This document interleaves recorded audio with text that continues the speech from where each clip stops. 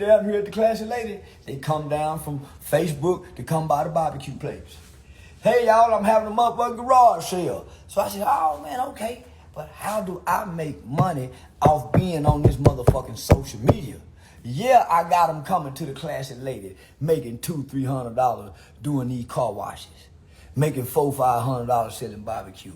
How do I get this money that they say these people making? So nigga, 4-5 years had done went by. Nigga, 4-5 motherfucking years done went by, and I'm sitting on this bitch in 4-5 years, my nigga. Out of all of us, every day is 24 motherfucking hours in a day.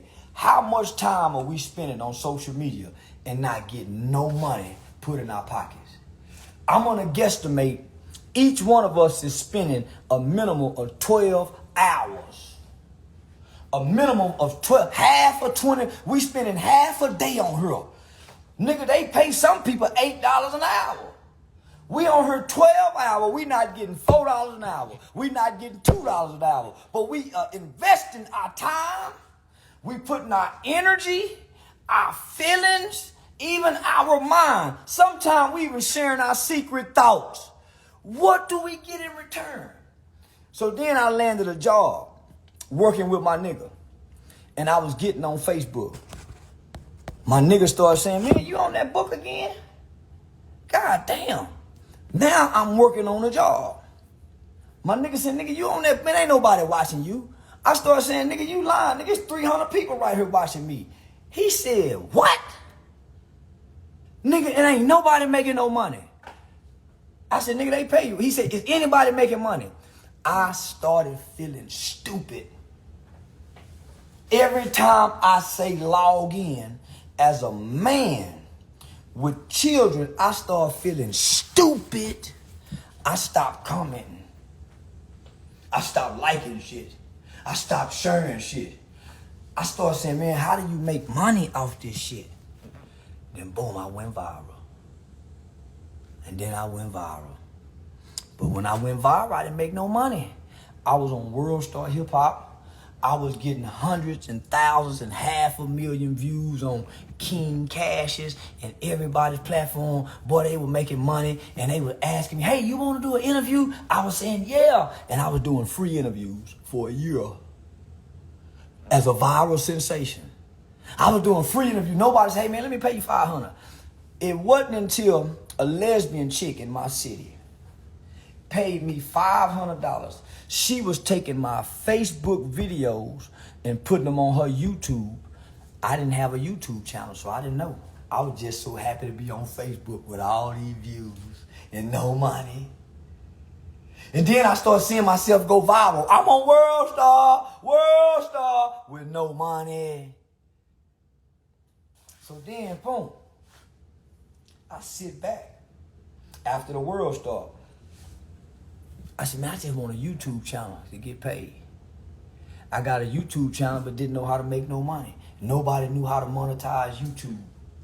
So I started watching Go Yayo and all the young niggas. I said, how are these young niggas making all this money? I figured out it was their YouTube channels.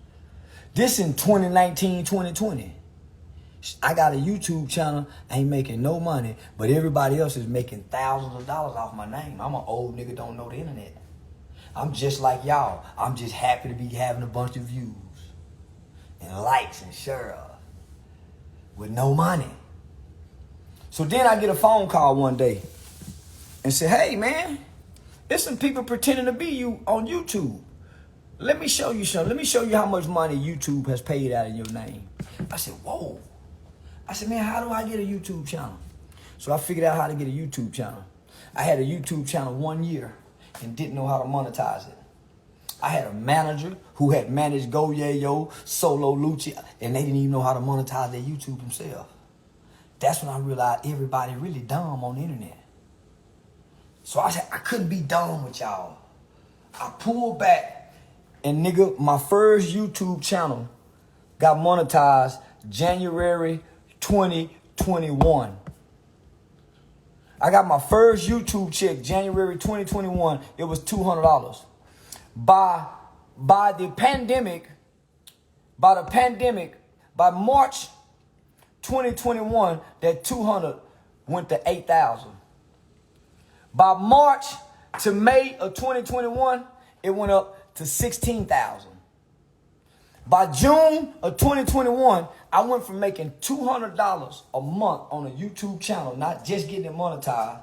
By June 2021, $16,000 a month. Now, you got Queens Flip.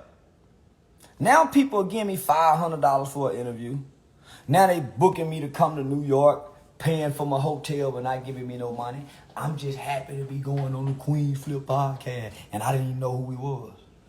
See, what happens is the sensationalism and how it feels so good to get 10,000 likes. That's a supplement for the monetary gains that you don't get. See, I didn't come on here to be liked. I didn't give a damn about a bunch of likes.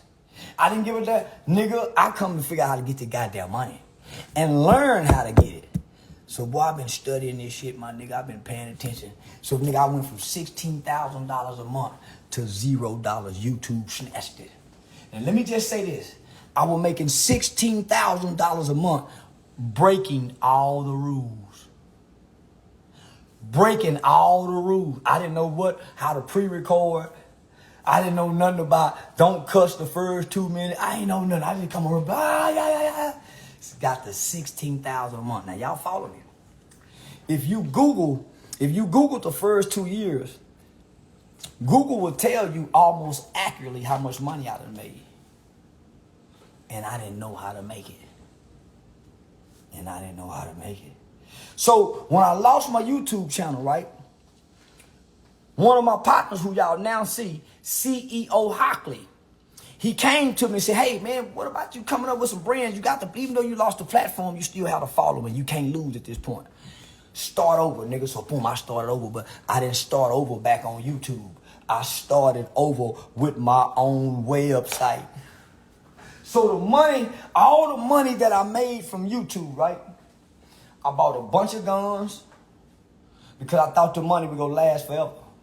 I started buying a bunch of guns, a bunch of weapons, because this was my dream to buy a bunch of stockpile guns. Then they took the money from me. But I still had a little money left over.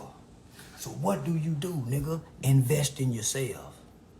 Don't run back to their platform. I take the money and I invest it into my own website, www.therealcharlestonwhite.com.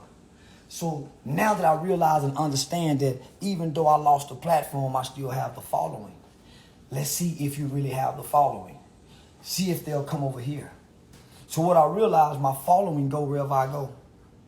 No matter who interviewed me, they go where I go. So I started creating brands. So I had to brand me. I had to make Charleston a product. And that's what I did. Not only did I have to make Charleston a product, I had to market Charleston. Well, how do you market Charleston? Now you go back to YouTube and market Charleston for free on their platform. Let the people steal your content. Let the people just saturate YouTube with Charleston, because that's a market where you market yourselves. I'm not even on TikTok. I let a nigga take my content. TikTok boss, he got me over 1 billion views off my video. But because it's my voice, I'm published. So follow me. So all of this, homie, I landed. I learned branding and marketing. I learned trademarking, copyrights. I'm in the publishing, because now I publish my voice through ASCAP and BMI. I knew nothing about that. Sound Exchange. I created a podcast that still streams and do downloads weekly. And my podcast does numbers. Then I branded the podcast. Put my partner on it. Got my partner a YouTube channel where he makes money now. Then he and I started a channel together where it makes money for us now. So now, I didn't even take you to where I'm at now. So what I did, I started selling me to people. Say Cheese TV pays me almost $8,000 every interview. Anton Daniels pays me $10,000 a month for one interview.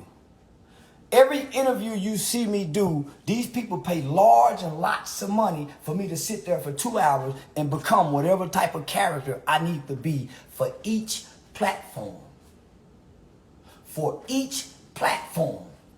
You're going to get what you pay for. So when you see me jumping up and moving, like many people done paid for this performance. Anything. So now I said, okay, Charleston, nigga, you don't want to get stuck on the internet because an internet life cycle, an internet sensation has a 2 to 4 year life cycle. You on your 3rd year, Charleston. So now how do you evolve, nigga? Nigga, I'm going to the comedy stage. How you get on the comedy stage? I don't know. Just start saying you're a comedian. Just start saying you're a comedian. Start acting like a comedian. And nigga, I talk my way to the motherfucking comedy stage, nigga. Acting like I'm a comedian. I ain't no motherfucking comedian, nigga. I done talk my way in. But since I done talk my way in, I got to be a comedian now, right? Yeah. So it's been 30 shows that I've done from October to now, and I've never done stand-up comedy. My first show doing stand-up comedy was October 2023. $10,000 paid to me, and I've never done a comedy show, and I sold out BET weekend with no promotion. No promotion, no average, no nothing. None of them. Oh man, listen, 30-some shows.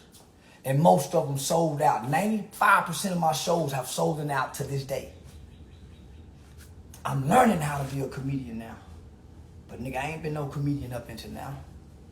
I just was a student of this new internet technology who wanted to learn and didn't want to succumb to being a digital slave, waking up every day, logging on, giving my time, my energy, and my mind, ignoring the duties in my home, putting my life in jeopardy as I drive and look down and read the comment. I said, man, what can I get in return on this? So this is what I'm getting.